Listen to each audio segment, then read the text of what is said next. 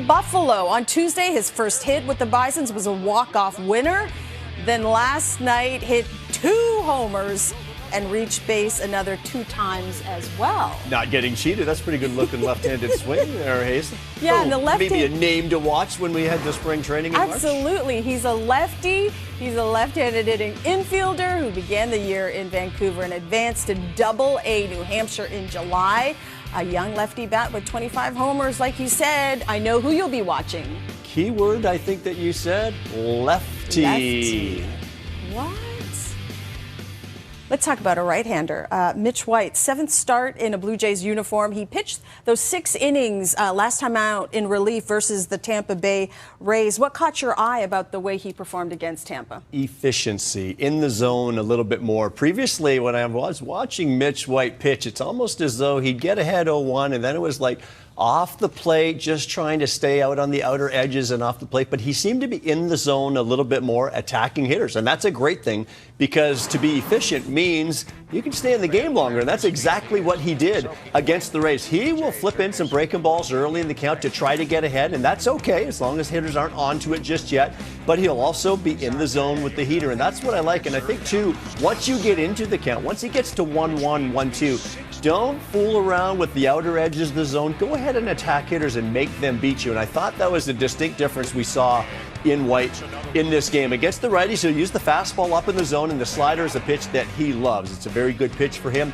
Lefties, he'll mix in all 4, so he'll be a little bit more unpredictable. He will flip in that 0-0 curveball a la Ross Stripling. We've seen that an awful lot from him, too. But I think, too, this is a big opportunity for Mitch White, because that outing in his last game, of course, it came after the opener, Julian Merriweather. Well, now no opener. And if I'm a starting pitcher, and if I know Mitch White or any other starting pitcher, they don't want an opener used in front of them. So this is a great opportunity for him to put back-to-back games together.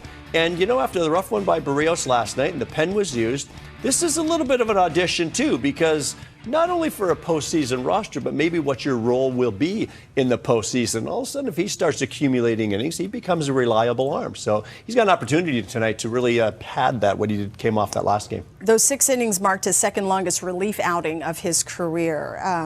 Here's the lineup now. As far as the Tampa Bay Rays are concerned, here's what Kevin Cash has penciled in. Brought to you by Bet365, leading off once again 24-year-old Jonathan Aranda. In 5 games against the Blue Jays this season, he has 5 hits and 2 home runs. No Yandy Diaz again, by the way. With more on tonight's matchup in St. Pete and other games around the league for you, let's say hello to the crew at SN Bets. Hey, guys.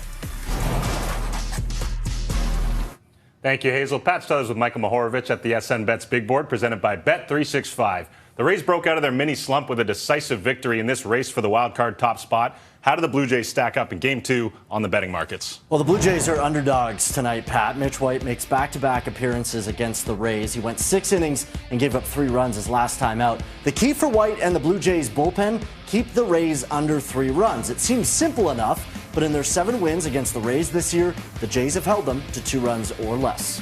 The Seattle Mariners are holding on to that last wild card spot right behind the Rays. Small reminder, this team has not tasted the postseason since 2001. Some bad news yesterday. All-star rookie Julio Rodriguez left the game with a lower back strain, expected to miss a few. Brady Singer takes the mound for the Royals, looking for his 4th straight quality start, making them -135 favorites in this contest. Cleveland has won 8 of 10, and both bats and arms alike are clicking right now. Yes, Rangers starter John Gray struck out 10 in 6 innings of work against Cleveland back in June, but he remains on a pitch count in his 3rd outing since returning from the IL. Guardians rookie Cody Morris has put together a nice body of work with a 2.30 ERA and 15 punch-outs in his first 15 innings. The Guardians have won 4 straight by 2 or more. Pretty good stuff for the Guardians. Shohei Ohtani will take on the struggling Minnesota Twins for the first time in his career. 3 starts in September for the reigning MVP. 20 innings pitched, 2 earned runs, 20 strikeouts, .90 ERA. The Twins, on the other hand, 6 and 15 on the month, missing 6 players from their opening day roster for a total of 18 players on the injured reserve. Look for Shohei to work his magic with Mike Trout. Twins run total set at just 2.5 tonight. And Pat, Rays starter Jeffrey Springs, a 1.94 ERA at home this season. There might be some tough at-bats for Toronto tonight. Hazel? Guys, thank you. Still ahead, as promised, Whit Merrifield will join the program. His dugout chat with Arash is coming up. Plus, we'll look back at one of the most memorable homers in Blue Jays history. And no, it doesn't involve the bat flip game. You're watching Blue Jays Central pregame.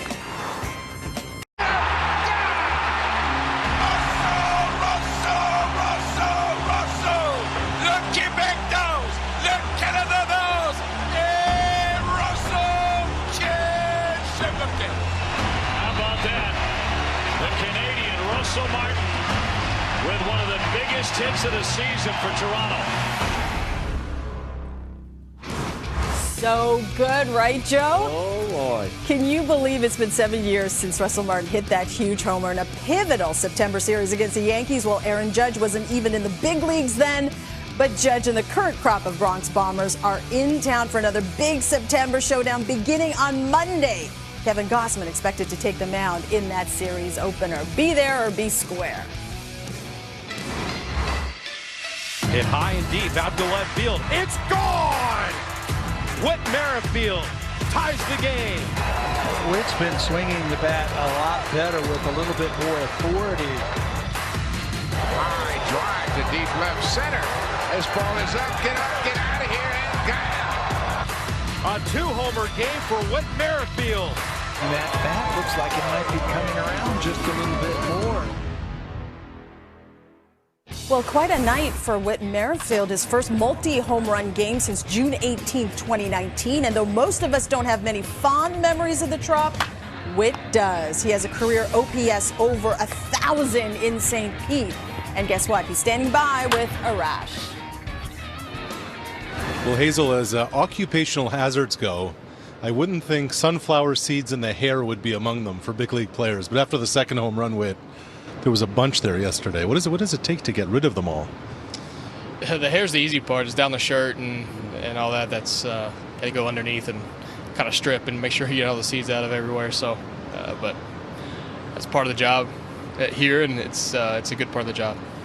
It's amazing how teams more and more. The Orioles have the chain, and you have teams with the belts, and the Red Sox go down the wheelbarrow. These guys with the coats. What do you make of all this as an older school guy? It's it's part of the game. Guys have fun with it, so it's it don't bother me. It's it's kind of away from what's going on and with your team doing something special. So as long as nothing's you're not showing up the other team, I got no problem with it. Whit, often when a vet comes to a new team in a free agent kind of situation, there's always the talk of they're trying to do too much. They want to impress their new teammates. They want to do a lot right out of the gate. That's at the beginning of a season. Now that you've come over late in a season, what's that like through that lens of trying to perform, trying to be who you are, and also make an impact? It's something haven't had to do for a while. I almost felt like a rookie when you come over to a new team. You're a new face and a group of guys that have been with each other all year. So you want to come in and help and show what you can do, but at the same time you just kind of want to blend in and not disrupt the good thing they got going on here. So how do you do that? It's tough. It's you try to make friends, try to get comfortable enough to where you can start messing with guys and kind of get that locker room vibe, and then once you do that, it's just a matter of playing. Gausman was sitting here yesterday, and he said, this team is dangerous. He said 1 through 9, it can be anybody. It can be anybody on any given night. I know you weren't with the Royals in 15, but you saw what kind of a championship nucleus is all about. What do you make of what this group is and what this team can be capable of? A talented group full of guys that are playing for the right reasons.